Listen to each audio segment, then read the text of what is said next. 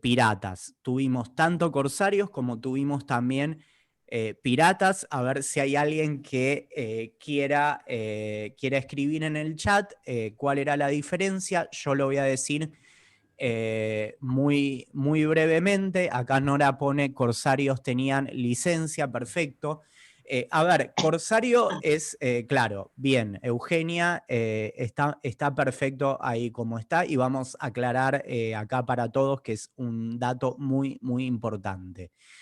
Corsario trabaja para algún emperador, general o monarca, es casi como un mercenario, o sea, es contratado por alguien de turno. Entonces, por ejemplo, los ingleses tenían grandes corsarios, los otomanos, y ahora vamos a hablar de Barbarroja, que era corsario, trabajaba para un monarca que lo apadrinaba, que lo acompañaba, pero también le sacaba parte de las ganancias. El pirata lo hacía, que esto fue más lo que terminó volviéndose Jamaica como una isla de parada de pirata, lo hacía por sí solo. Con lo cual, todas las ganancias eran para ellos, pero nadie los protegía.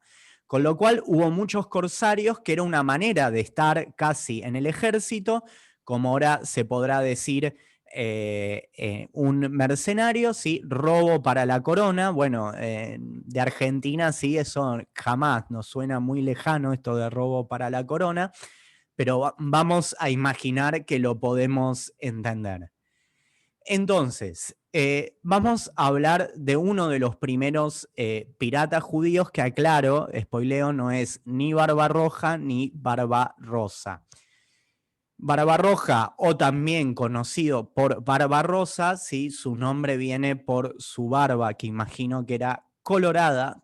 Charedin Barbarroja tenía también su nombre en árabe, fue uno de los corsarios más importantes del Imperio Turco Otomano durante, acá tienen los años exactos, ¿sí? Fines del siglo XV-XVI, estuvo liderando las grandes batallas que se hicieron en el Mediterráneo. Bienvenidos a quienes se están sumando, estamos hablando de piratas y corsarios judíos. Bueno, ¿qué tuvo de importante Barbarroja con los judíos? Ahora vamos a llegar, paciencia y vamos a hablar, pero decir que Barbarroja logró, ¿sí? Pensemos en este tablero de ajedrez que era el mundo de la Edad Media, donde la expansión en ese momento tenía que ver con generar nuevas redes comerciales, y las redes comerciales eran especialmente marítimas. Entonces, quien controlaba las redes marítimas podía tener y aumentar su poder. Bueno, acá había un enfrentamiento que empieza a ser muy grande entre el Imperio Otomano y el Imperio Español, que se tocaban, ¿sí? En muchos límites y muchos lugares en común. Bueno, Barbarroja lideró estas batallas por el Mediterráneo. ¿Quién es el primer gran pirata judío? No fue Barbarroja, como acá alguien decía. Barbarroja eh, murió y vivió como musulmán, por lo menos yo no encontré ni tengo absolutamente nada que pruebe que Barbarroja haya sido judío, pero sí tuvo casi una mano derecha, que acá un poco en la investigación que hace Edward Kritzer intenta demostrar que básicamente el que lideraba especialmente las batallas no era Barbarroja, sino que él era más estratega, se quedaba, vieron como cuando, no sé, un técnico que no va, iba a decir Maradona, pero no es el ejemplo, pero que no va a dirigirlo, lo hace otra persona. Bueno, el que iba y ponía el cuerpo en las batallas y demás era Sinan Reis, que era judío y fue uno de los primeros, por lo menos documentados, piratas judíos. Obviamente no hay foto, pero acá hay un dibujo de época. Sinan Reis también tenía su nombre en árabe y fue llamado como el jefe, en portugués Sinao, y también fue atribuido como el gran judío. ¿Cuál es la historia de Sinan? Es de una familia española que escapa de la Inquisición. En vez de irse a muchos de los lugares que otros judíos se fueron, se va para el Imperio Otomano y empieza a desarrollarse, ¿sí?, en el Imperio Otomano con estas capacidades militares. No está documentado, por lo menos no encontré en ninguno de los materiales fehacientemente su año de nacimiento. Edward Kritzer dice que en Turquía está su lápida donde se lo considera, que se lo compara con Yosef. ¿Por qué con Yosef? En la historia judía, en la Torá, Yosef llegó a ser casi el primer ministro del faraón en Egipto, llegó a lo más alto, y Sinan, si bien no tiene la fama de Barbarroja, se habla de que fue uno de los que logró las grandes victorias que tuvo Barbarroja.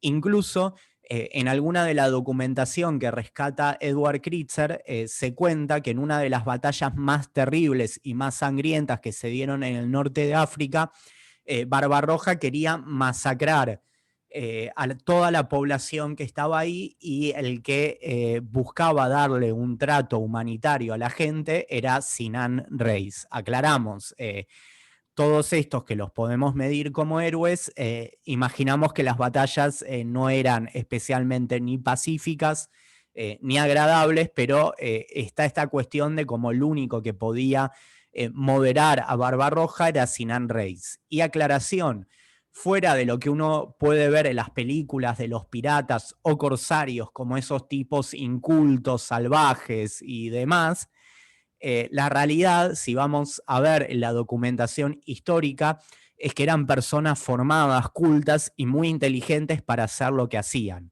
O sea, no eran bárbaros, sino que realmente tenían otras capacidades para ver cómo llevar y cómo liderar la batalla. Bueno, a ver, delincuentes. Si dudas hasta acá, Alicia, ¿a qué te referías? ¿Por el chiste que yo hice de Argentina o otra cosa?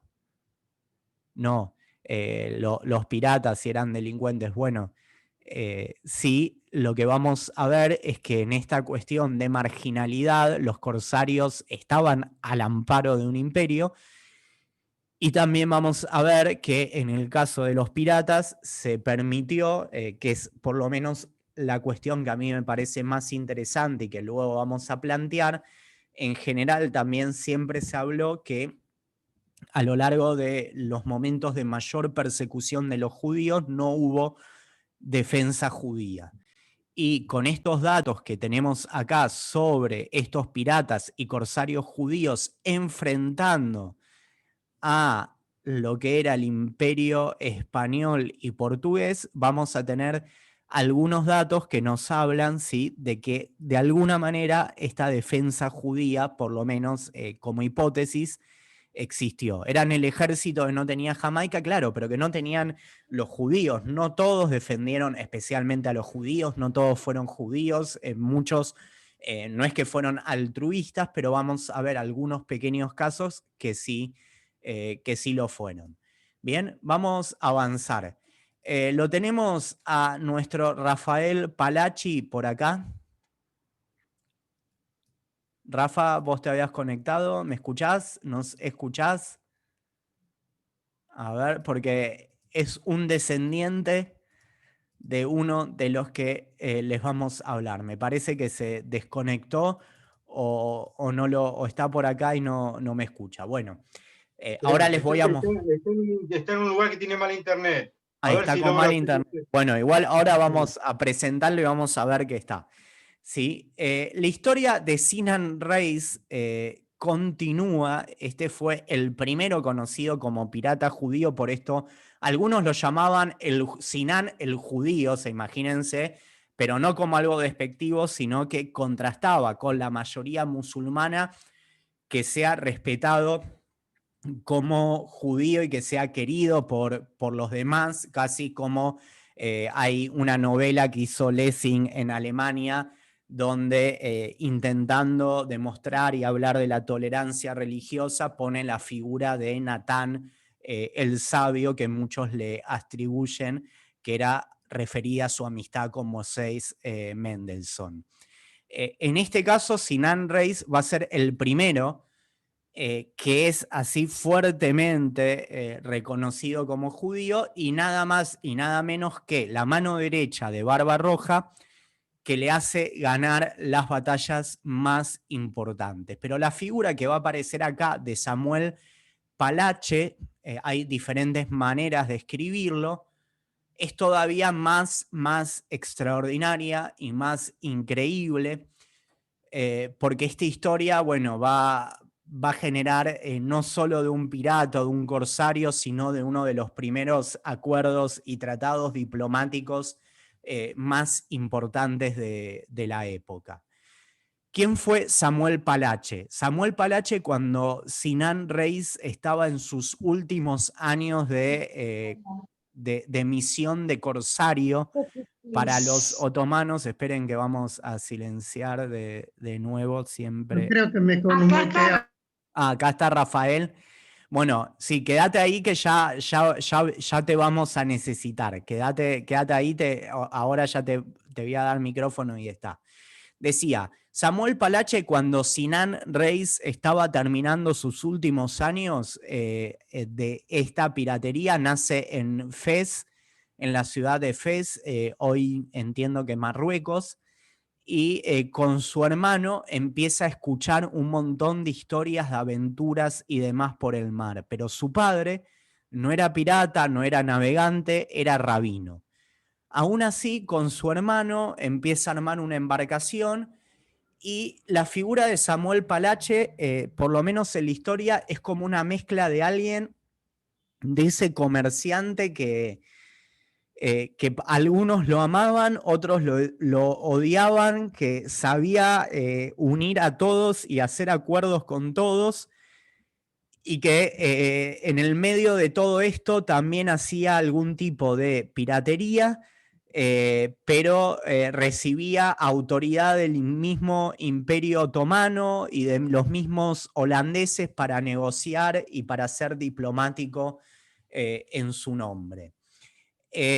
Cuenta la leyenda, y por lo menos los documentos que aparecen en este libro de Edward Kritzer, que él le decía a sus barcos y a sus seguidores que no ataquen en Shabbat. Como era hijo de rabino, tenía un chef que, como chef, podemos decir un simple cocinero. No creo que tenga que ver con un chef gourmet que podamos imaginar ahora, que le llevaba comida kosher, y que de alguna manera era claramente, no más que un pirata, era un diplomático, un activista político, porque trabaja para los otomanos, se va a Ámsterdam, es uno de los fundadores de la sinagoga Neve Shalom en 1612, va en misión diplomática también a Madrid para negociar con los españoles, sospechan que quiere convencer a criptojudíos que se vayan, se tiene que refugiar en la casa de un embajador. Su historia parece aventuras de mezcla de Star Wars, Indiana Jones y todo lo demás, pero la realidad es que él funda prácticamente la sinagoga en Ámsterdam, donde muchos judíos llegan a Ámsterdam. De hecho, después Nueva York va a ser llamada la Nueva Ámsterdam, como lugar de libertad. O sea, llegan criptojudíos, por sobre todo portugueses, que antes eran españoles. Decirle a alguien portugués era casi sinónimo de decir criptojudío. Y allá, por ejemplo, en Ámsterdam, él lidera la primera cena oficial de Pesaj, que uno diría, en esto de judaísmo, los judíos salen del closet, pueden volver a anunciar y practicar abiertamente su judaísmo. Rafa, ¿estás por ahí? Pregunta, Rafa, ¿estás para acá? Decirle que sí. Sí, estoy. Pero habla más fuerte porque no te escucho Bueno, bien. acá para que vean, Palachi, Rafa, que lo conocemos de Ioná, es Palachi, y su familia, ahora nos va a decir, viene de estos lugares de Turquía y demás, y acá tienen el retrato que hizo Rembrandt, que en realidad entiendo no lo hizo Rembrandt, sino su compañía, que se llama algo así como Un hombre en ropas orientales, de Palache, y acá tenemos a Rafael del mismo apellido. Este pirata va a ser después uno de los ancestros de un gran rabino en Turquía, y fíjense los rasgos faciales, esto lo mostramos en Kipur y la gente estaba sorprendida. Acá está Rafa para ver que existe. Fíjense los rasgos faciales y díganme si no es prácticamente el mismo. ¿Qué hiciste para que bajara? No se peleen, Matilde. ¿Sí? Matilde, Es descendiente de pirata, pero tiene a Matilde que lo reta. Así que esto está.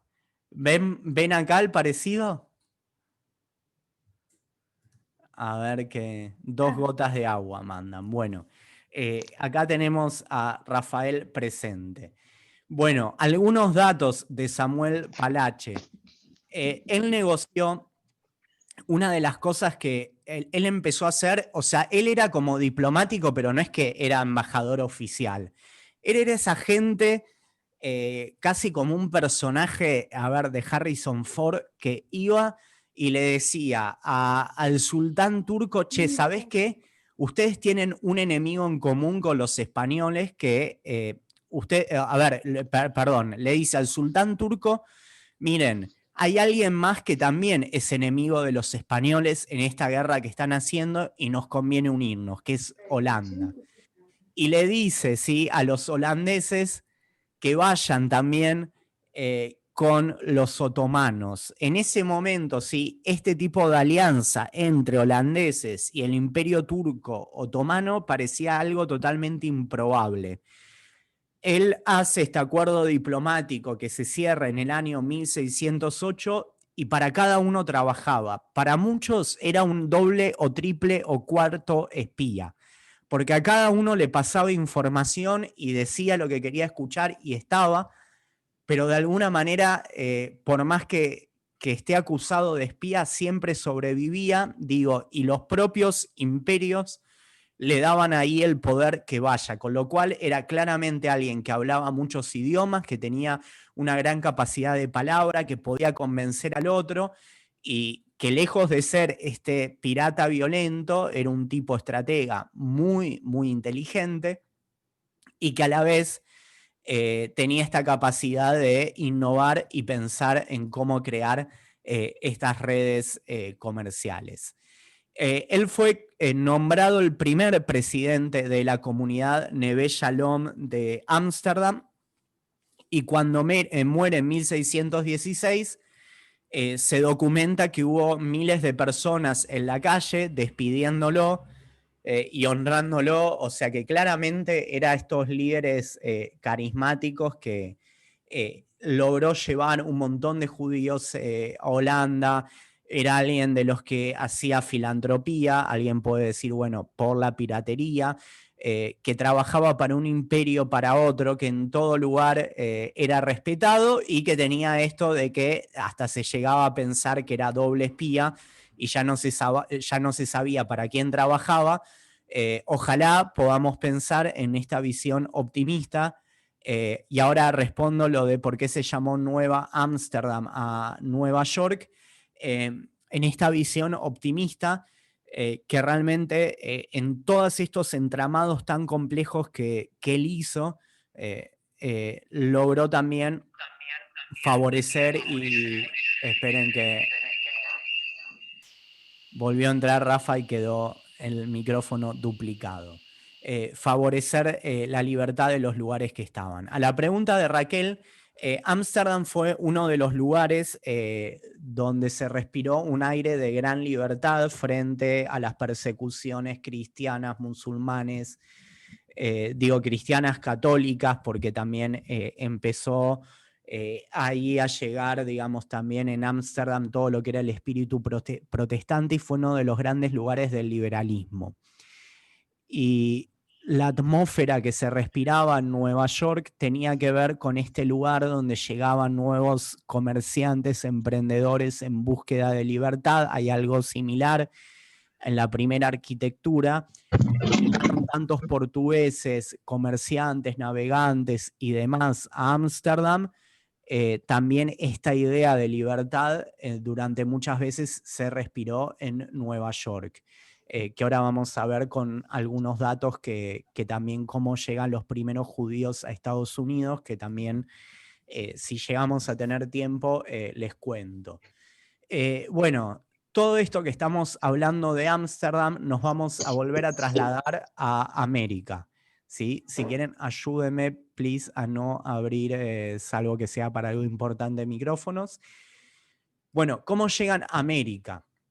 Bueno, como ustedes saben, nuestro continente estaba prácticamente conquistado y llevado por los portugueses y los españoles, pero empezaron a haber proyectos, ¿sí?, de otros imperios que querían contraatacar, y acá aparece esta idea de venganza y de justicia frente a todo lo que venían haciendo los que llevaban a cabo esta conquista, la Inquisición y demás. ¿Y qué pasa? Recife va a ser el primer lugar. Jamaica ya habían judíos, pero no es oficial. Va a ser el primer lugar donde va a haber una sinagoga abiertamente judía en nuestro continente. Y esto va a tener que ver con que hay una misión holandesa de invadir, conquistar y sacarle a los portugueses, que duró solo unos años, el norte de Brasil y más específicamente toda la zona de Recife. Hay un nombre del estado que se me olvidó, que está acá. Esta foto es actual de la sinagoga Tzur Israel, Roca de Israel. Acá podemos ver la estructura bien sefaradí. Bueno, que se cuenta que la invasión de Holanda estuvo acompañada por diferentes grupos de seguidores del Rab y pirata Samuel Palache, que llegaron con los barcos con símbolos macabeos, o sea, de la lucha judía mucho antes del sionismo, y símbolos abiertamente judíos para también buscar su aire de libertad frente a los portugueses, y durante algunos años pudieron vivir libremente en Brasil, en esta sinagoga que hasta el día de hoy permanece, y hay muchas historias que también tenemos en nuestra comunidad de brasileros portugueses que descubren después que tenían raíces judías, es decir, que llegaron hasta el día de hoy prácticamente de alguna manera de continuidad. Esto de Recife es súper interesante porque va a ser la primera sinagoga abiertamente judía, salvo por el detalle de todo lo que les decía de Jamaica, que esto ya había sucedido antes. Les estaba por decir algo, no sé si había una pregunta. Hay algunas cosas más, y antes de ir a la parte de preguntas y demás que me gustaría contarles. Sí, les había prometido de cómo se conecta esto con la historia de Estados Unidos. La historia es la siguiente, y esto está en el Museo Judío en Filadelfia, donde es el lugar histórico de la fundación de los Estados Unidos. ¿Cómo llegan los judíos a Estados Unidos? Cuando Portugal vuelve a conquistar el norte de Brasil y Recife, y los judíos que estaban ahí vuelven a estar perseguidos por la Inquisición, hay algunos barcos que deciden irse más al norte todavía, que va a ser en este caso Estados Unidos, llegando a Nueva York, a Filadelfia y otros lugares, y otros teniendo accidentes en el camino. Es decir, que en esta búsqueda, esperen, siempre se nos abre un micrófono, en esta búsqueda de aventuras o sobre todo de esta cuestión también de un camino más reflejado con la libertad política y religiosa, van a llegar también de Recife a Estados Unidos. Quiero volver una cuestión más con Jamaica. Jamaica lo que va a tener después de toda esta historia que yo les conté de Colón, va a ser que van a negociar algunos judíos. También hubo una discusión que, por ejemplo, el mismo Mendelssohn y intelectuales después ya en la época del iluminismo van a participar sobre si los judíos pueden regresar a vivir al Reino Unido, y para esto van a haber diálogos con el mismo Cromwell.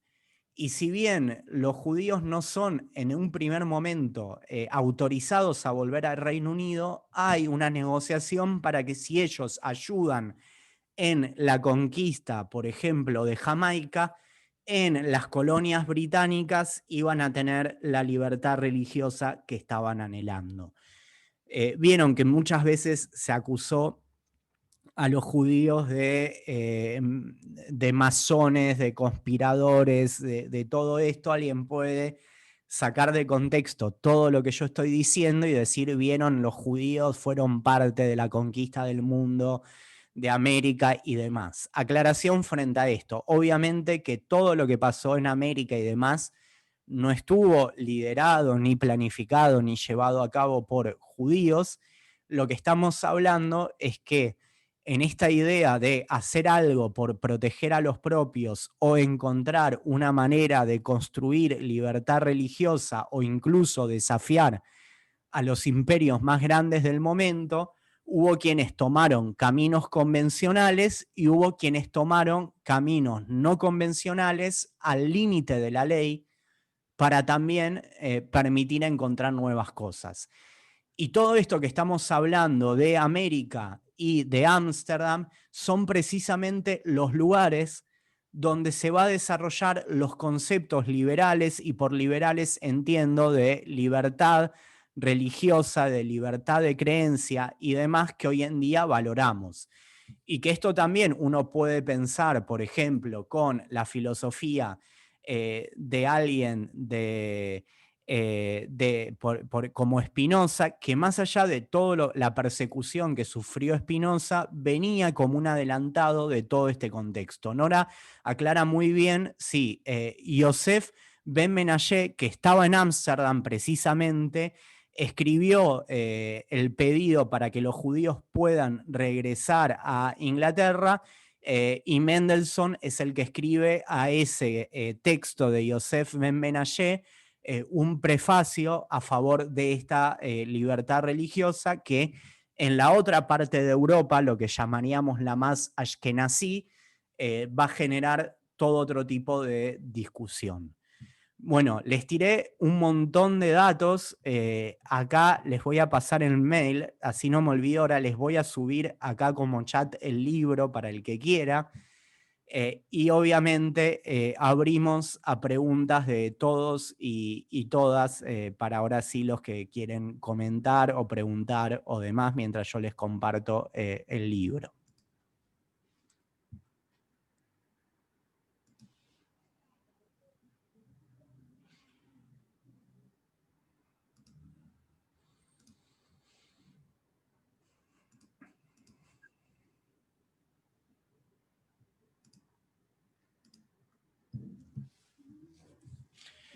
Bueno, si alguien está diciendo algo, está muteado, abras el micrófono. El libro de Edward Kritzler, ahí está en el chat de Zoom. Dígame si lo pueden ahí abrir.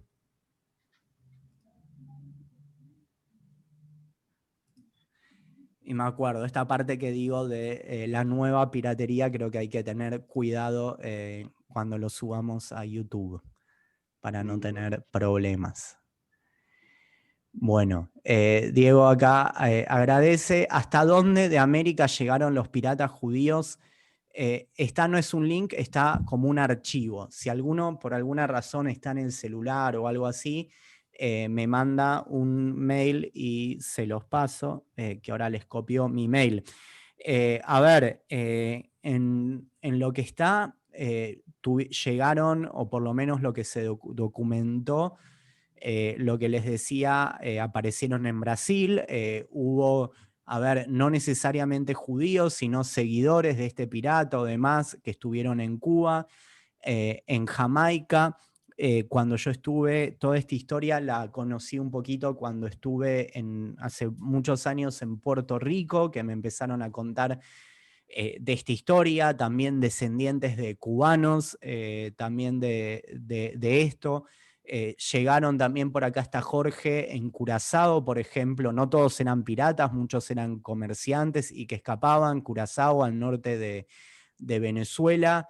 Y también hay historias de estos criptojudíos que también estuvimos hace unos meses hablando con gente de México. También llegaron, también llegaron hacia México, pero no necesariamente piratas, sino todas estas historias de criptojudíos. En Así Tomás que hay una iglesia, hay un templo muy antiguo, yo creo que te conté, que tiene el piso de arena, que era sí, para recordar como tenían en España, para que no los escuchen. para que no los escuchen. Tremendo. Eso es Claro. en Curazao, ¿no? Que está No, no, en Saint Thomas, Saint Thomas. en Saint Thomas. Bueno, yo había escuchado lo Sí, mismo en Curazao, o sea que en muchos lugares Ahí, sí. hicieron esto mismo. Claro, esto que yo decía de Curazao lo pone también Rafael, Mikve Israel, en el Museo de Israel en Tel Aviv de la Diáspora. Creo que hay una maqueta de Curazao, así que cuando se pueda volver a viajar, uno dice que vamos a investigar historia, pero vendría bien después de todos estos Seguro. tiempos un poco de participación y de tiempo en el Caribe. Uri, respecto a lo que dice de Marce, no sé si se me escucha bien, justo el Sí. otro día, los que quieran, tienen Facebook y pueden seguir a la comunidad judía en Mar del Plata, justamente posteó que hay 5 sinagogas en todo el mundo con pisos de arena. Y las cuenta y las describe, y es súper interesante, y es en referencia a lo que decía Marce recién, porque están dispersas por todos lados. Sí, Está muy bueno. Hay encima, 5 en todo el mundo. sí, encima cuando vas a esos lugares, son comunidades muy chicas que no van nadie. Cuando me vieron que yo estaba sacando fotos desde afuera, me abrieron la puerta, todo, porque dice, acá solo quedan los viejitos, no hay nadie. Y la verdad que es una lástima porque son hermosas. No, obvio, y seguramente llegará mucho con también el turismo, pero hay muchas historias en muchos de estos lugares de América Latina y de Centroamérica que generó mucha controversia, por qué tanta necesidad de gente que quiere convertirse al judaísmo, y probablemente no todos, pero muchos, alguna cuestión familiar también haya quedado con todo esto de estos criptojudíos. Así que sí, es súper interesante. Sí, acá dice Rafael de más o menos 1650 de Curazao. Lo que les decía de Jamaica, Jamaica fue casi considerada por distintos momentos como el lugar así como de gobierno, de no gobierno, y todo esto que hablamos de los piratas, que digo, no es que todos eran buenos, pero también en algún momento es interesante ver que los piratas no fueron solo lo que aparece así en los dibujos animados o en Piratas del Caribe, sino que eran los que hackeaban a los conquistadores, a los grandes imperios, y empezaron a tener algunos lugares donde temporalmente había casi un gobierno anárquico, o sea que no pertenecía ni a España, ni a Portugal, ni a Holanda. Lo otro, y ahora leo el otro comentario que sí tengo que aclarar, es que entre todos estos que llegaron a Brasil, que llegaron a Cuba y a distintos lugares de Centroamérica, también, no todos, también muchos estaban implicados en el comercio, y parte del comercio era el comercio de esclavos africanos, lo cual es terrible, no es que nos genera ninguna simpatía. Estamos hablando, sí, de una de las etapas más difíciles de la historia. Y digo esto para tampoco idealizar todo esto. A ver, Eva, Quiero agregar que el motivo por el cual se los llama Piratas del Caribe fue porque el oro y la plata de América salía del puerto de Cartagena de Indias en Colombia y trataban de abordar los navíos allí en el mar Caribe. Bueno, excelente dato acá. Y en el medio, bueno, había historias de tesoros. Y esto que yo les decía de Jamaica cuando no tuvo imperio que la gobernaba, era casi como el lugar, era como donde cargaban nafta, uno podía decir, y pasaban la noche los piratas, donde sabían que podían bajar, nadie los iba a perseguir, reparar sus naves, hacer comercios. Y ni que hablar que todos estos lugares, bueno, no todo fue prosperidad como decíamos. Claro, lo que dice Nora, todos los cultivos intensivos en América fueron en base a mano de obra esclava. Y bueno, sí, esto es parte de la triste historia. Jamaica es el lugar donde surge el reggae y los rastafaris, que van a hablar mucho de toda esta historia trágica del comercio de esclavos, y los rastafaris tienen, que eso da para otra charla, también una conexión con el judaísmo. 4 están en el Caribe y la quinta en Ámsterdam. Dice Manuel, sí, de las sinagogas con el piso de arena.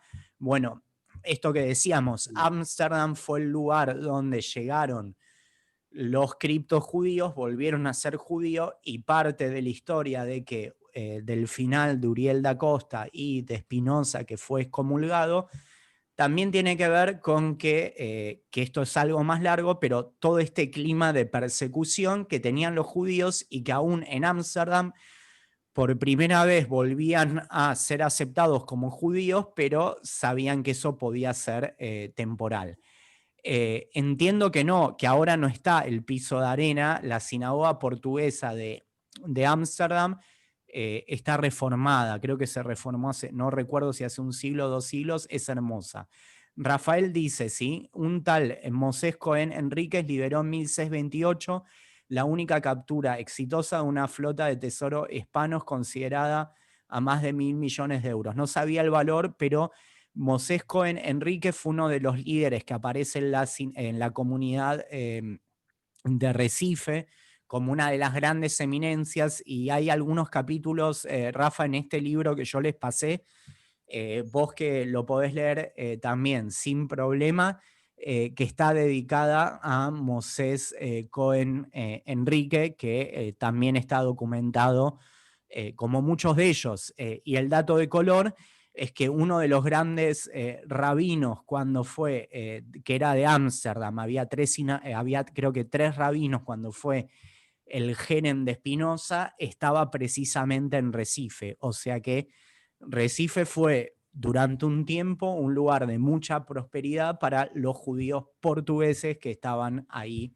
en Ámsterdam.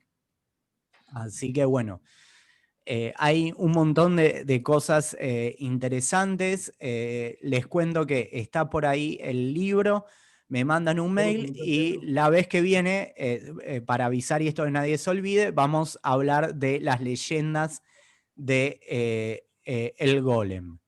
Sí, Marcelo.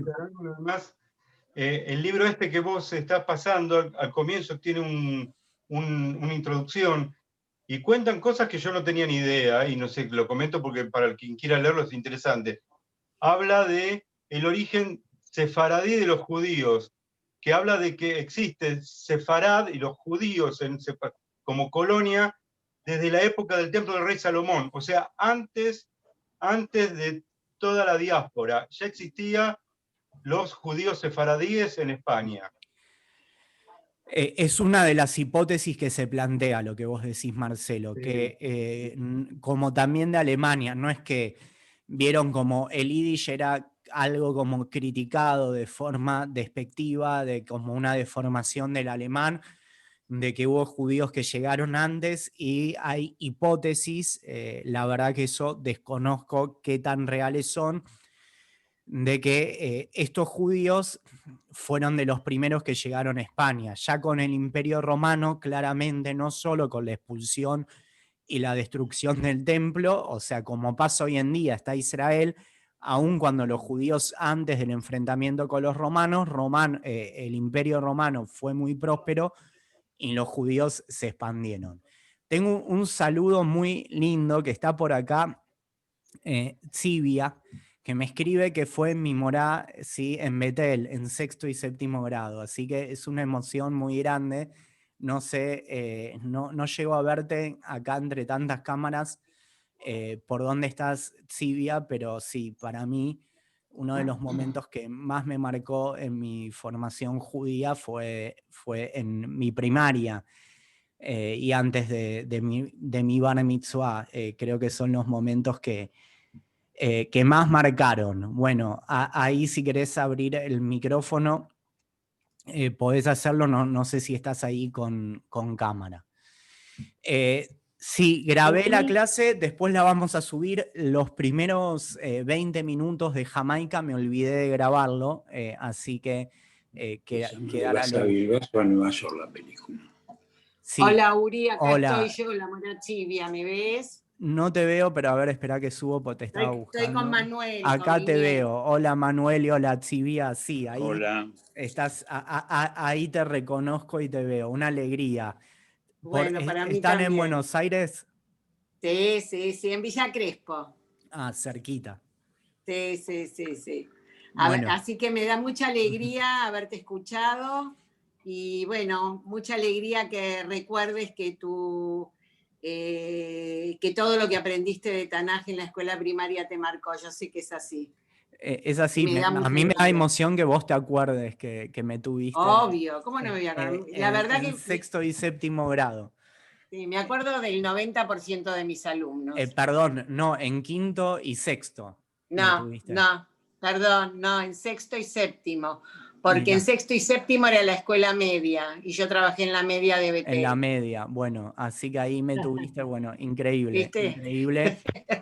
Y tenés un hermano mellizo. Y tengo un hermano mellizo, Johnny. ¿Viste? Sí, ¿viste? Me acuerdo de todo. Todo que está ahí, se me pone la piel de gallina. Esther por acá quiere decir algo, sí. Yo quería dos cosas. Primero, refrendar lo que dijo Marcelo, porque yo también lo he leído, el hecho de que durante el reinado del rey Salomón había una relación muy buena comercial con los fenicios, porque el rey Salomón traía las maderas del Líbano.